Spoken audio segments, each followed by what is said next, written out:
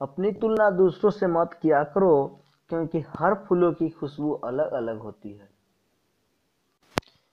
Hello student, this is premise here. जैसा कि आप लोगों को पिछला लेक्चर यानी पिछला सेशन के अंतर्गत कंटूर के बारे में डिस्कस किया गया था, जो सेशन आप लोग मिस करते होंगे वो बैक वीडियो में जाकर सेक्शन को देख लें, क्योंकि उस सेक्शन के बिना ये सेक्शन समझ में आने वाला नहीं है। लेकिन आप लोग कहेंगे कंटूर क्या होता है, कंटूर का क्या प्रॉपर्टी है, क्या एडवांटेज क्या डिसएडवांटेज है। तो इसलिए आप जाकर वो पहले सेक्शन को देखें, फिर ये सेक्शन को देखें।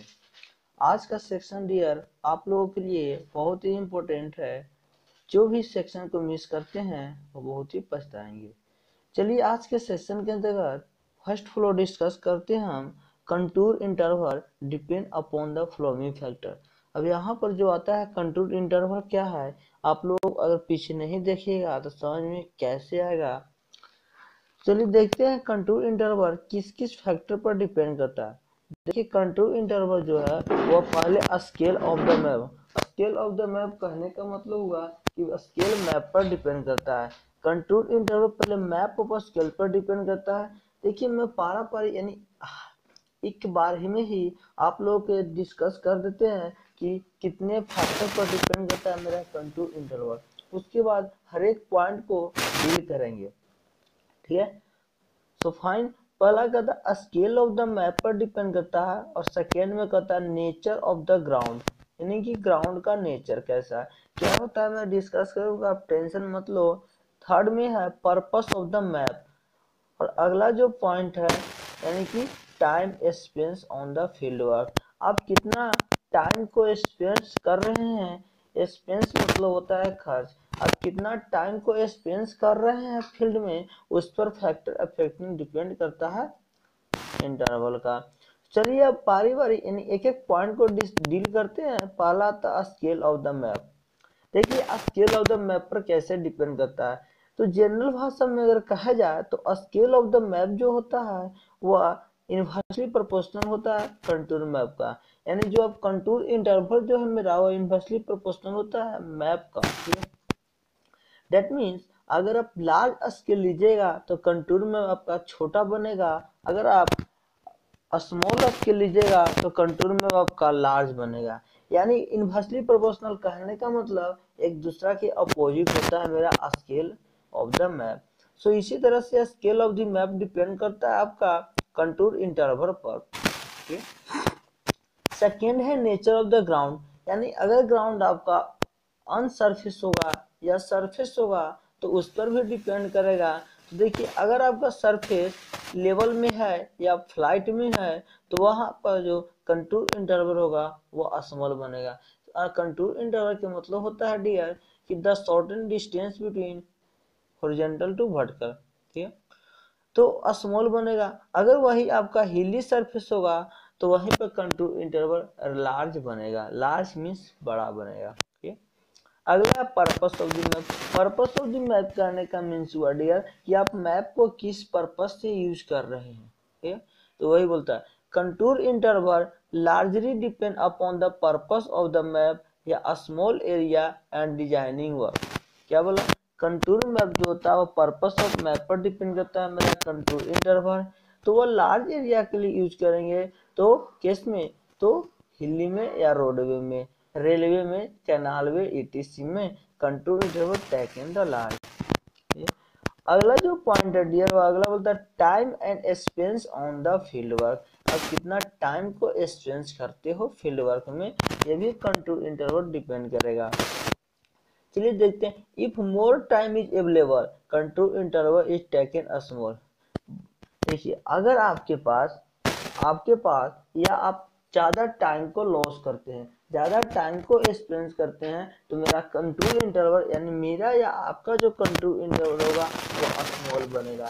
अगर आप यही लेस टाइम को स्पेंड करते हैं, क्या बोले डी, अगर आप यही लेस टाइम को स्पेंड करते हैं तो आपका कंटूर इंटरवल लार्ज बनेगा। सो ये गाइस जितना भी पॉइंट बताया गया इस पॉइंट में एक बात को कॉमन है, एक बात कॉमन है, आप लोग शायद गौर नहीं किए होंगे। चलिए मैं बता देता हूँ। यह जो पॉइंट है वह यह है कि जितना भी factor affective of contour interval है वह एक दूसरा के इनवर्सली है, यानी जितना भी पॉइंट लिखा है आपका कंटूर मैप हो गया, टाइम जितना भी आपका था कंटूर इंटरवल डिपेंड करने वाले हर एक दूसरा के अपोजिट है। ठीक, सो अगला जो है relation between contour interval and scale of the map.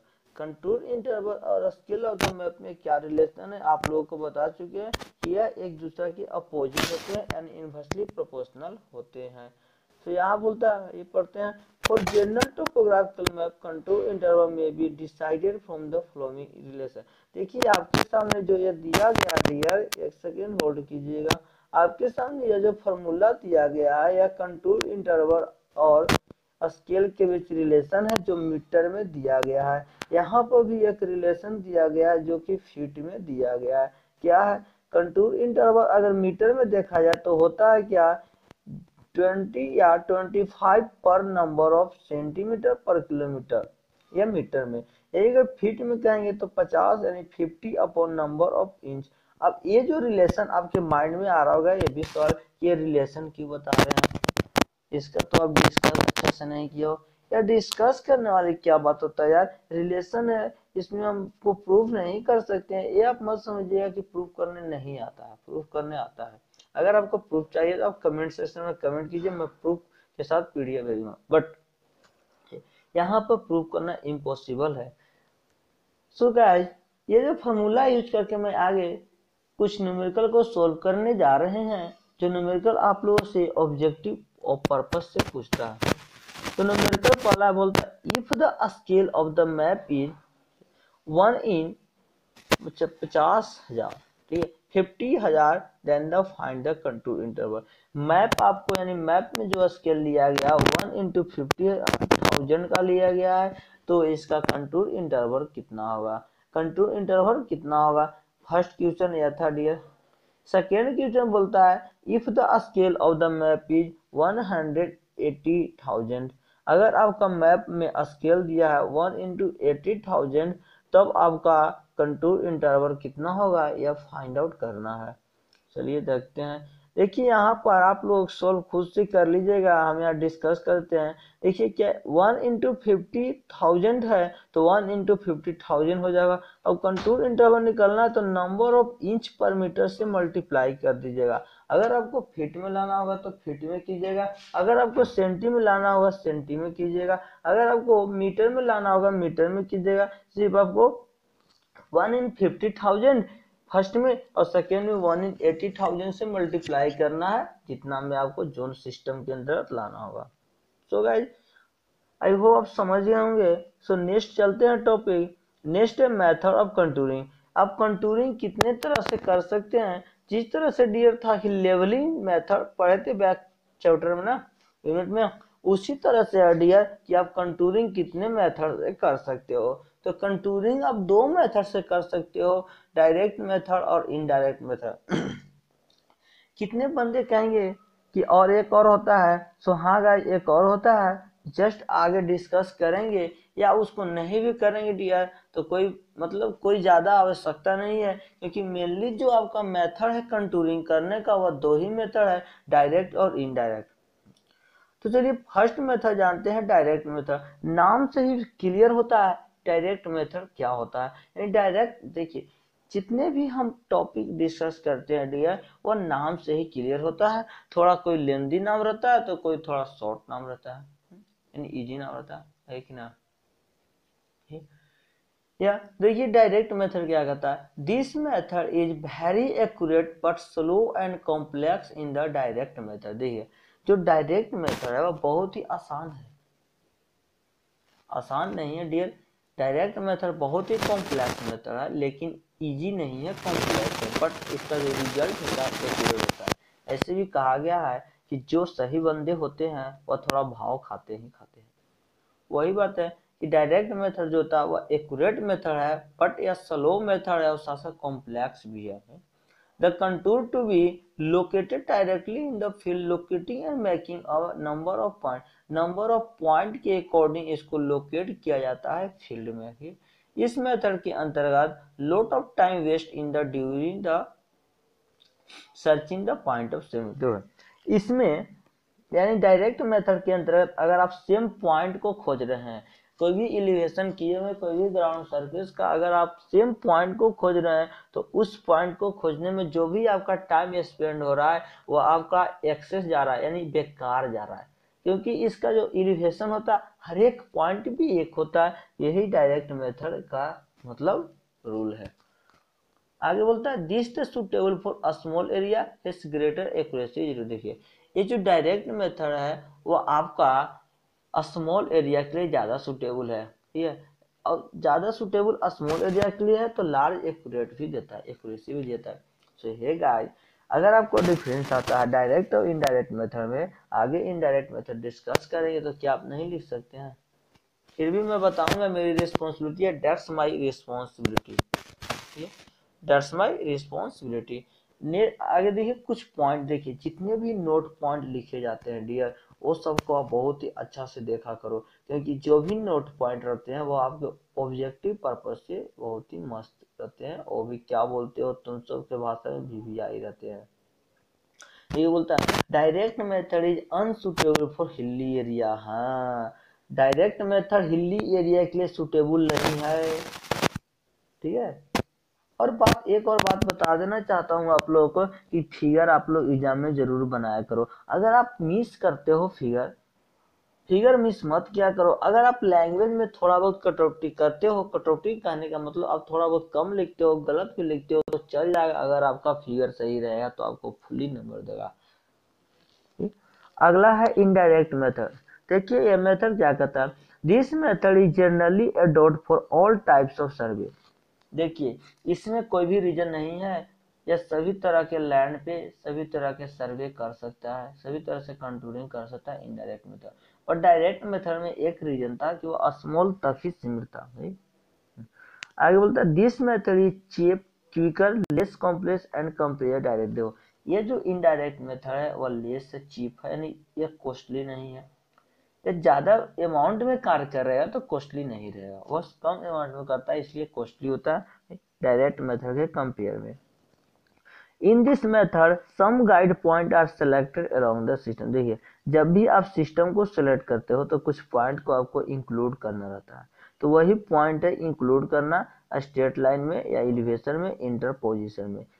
अगला generally are three method are use for indirect. देखिए जिस तरह से हम पढ़े मेथड ऑफ कंटूरिंग उस तरह से पढ़ेंगे अब मेथड ऑफ इनडायरेक्ट। उससे पहले हम बता देना चाहते हैं आपको डायरेक्ट और इनडायरेक्ट मेथड में डिफरेंस क्या है।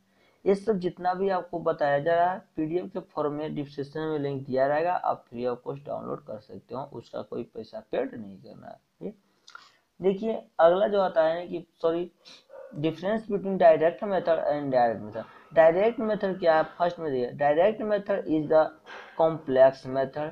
इनडायरेक्ट मेथड में चलते हैं, indirect method is the less complex as compare to direct. Direct method में दूसरा point, direct method is the cheap, वह जो है लेस चीप हो जाएगा। Direct method is more accurate, indirect is less accurate. Direct method is the small area is only for done, वह जो है यानी इनडायरेक्ट जो है all types of area is done. Direct method होता है हिली एरिया के लिए इंक्लूड नहीं है, बट वह जो इनडायरेक्ट मेथड है हिली एरिया के लिए इनडायरेक्ट है, इंक्लूड है। सो देखिए आप लोग कि यह डायरेक्ट और इनडायरेक्ट मेथड में क्या डिफरेंस होता है।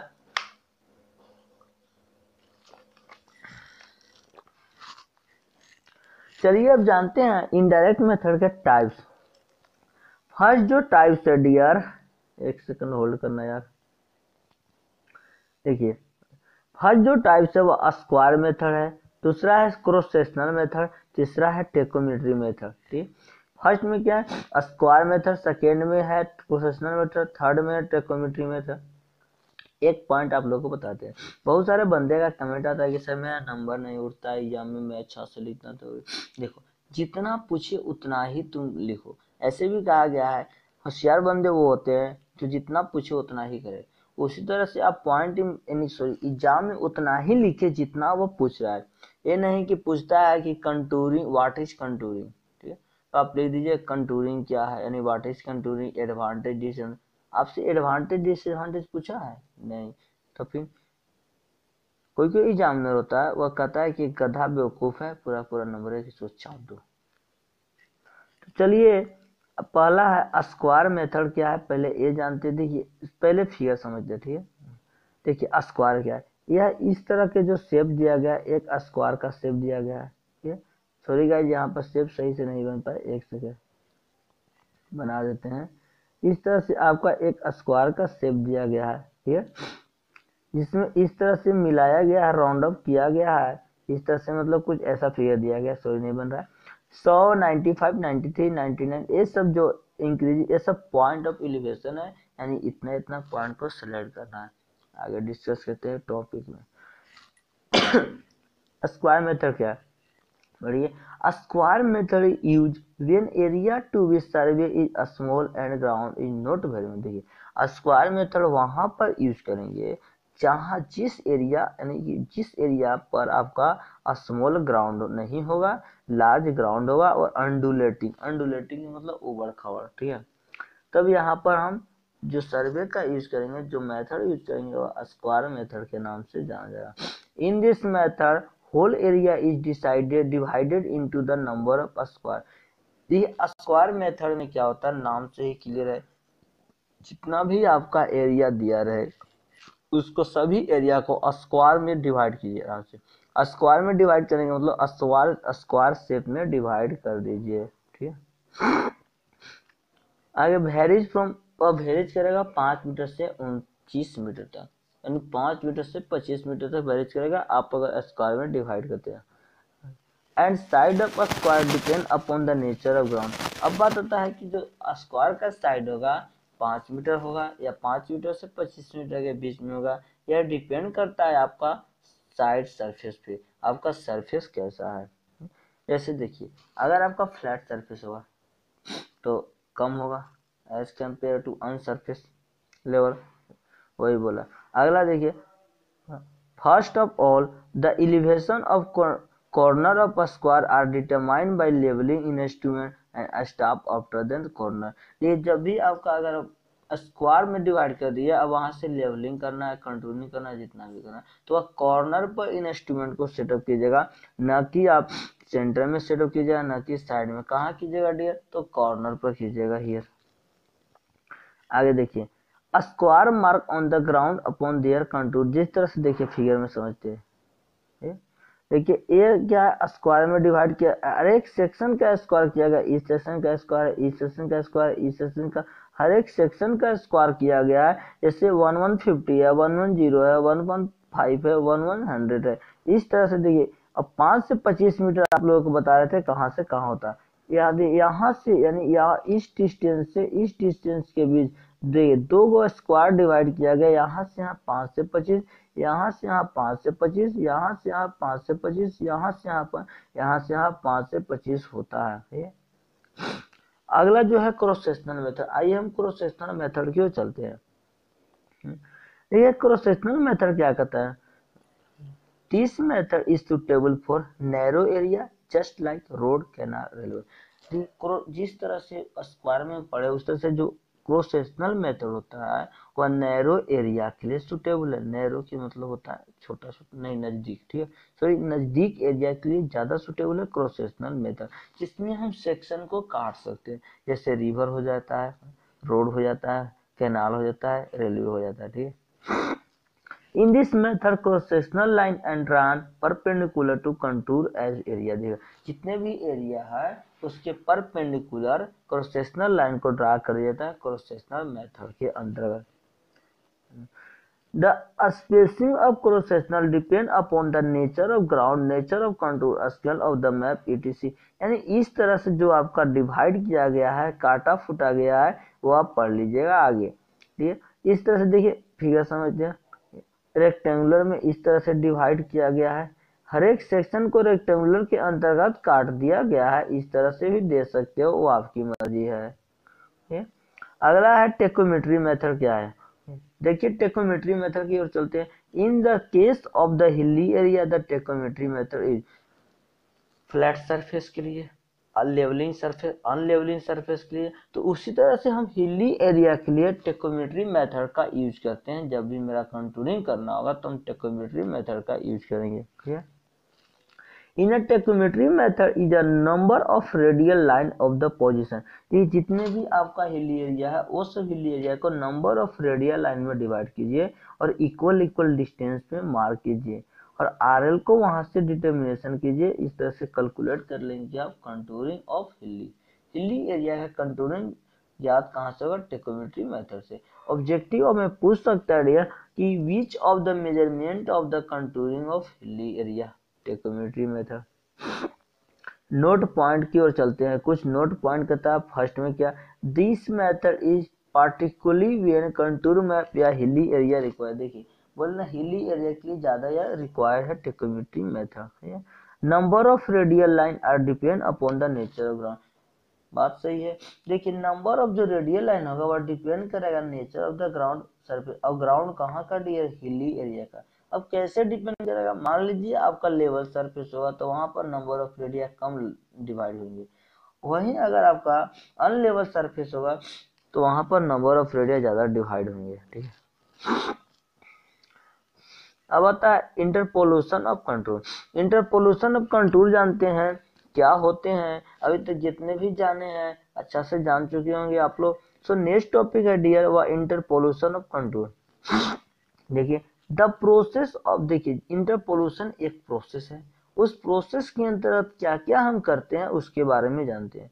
The process of spacing the contour proportionally between plotted ground point in. देखिए जितने भी आपके ग्राउंड में पॉइंट को आप डिवाइड किए हो, पॉइंट आप वहां पर नोटेड किए हो, ठीक है, यानी पॉइंटेड पॉइंट को किए हो, उस पॉइंट का प्रोपोर्शनली क्या प्लॉट करना, प्रोपोर्शनली प्लॉट करना ग्राउंड को ही क्या कहलाता है? Interpolation of contouring. Interpolation of contour क्या होता है एक बार फिर से जानते हैं।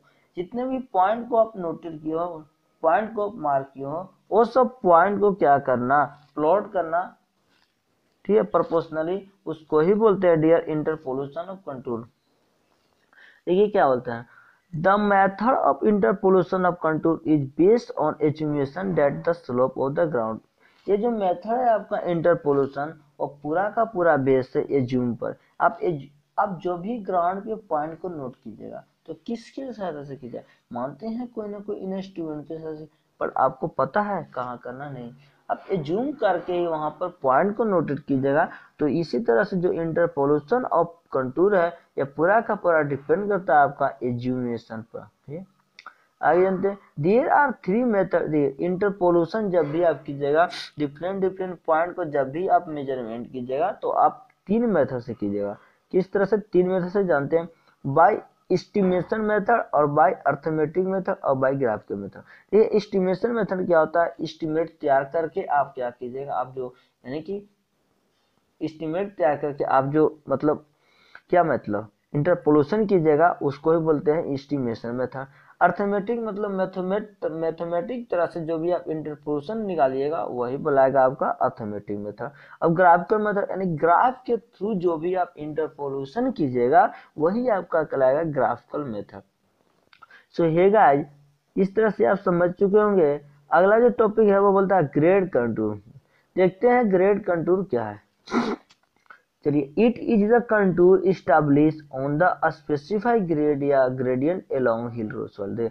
जो भी आपका हिल सॉइल है, अब हिल सॉइल में आपका सैंडी सॉइल है, कौन सॉइल है पता नहीं, एक सेकंड होल्ड कीजिए।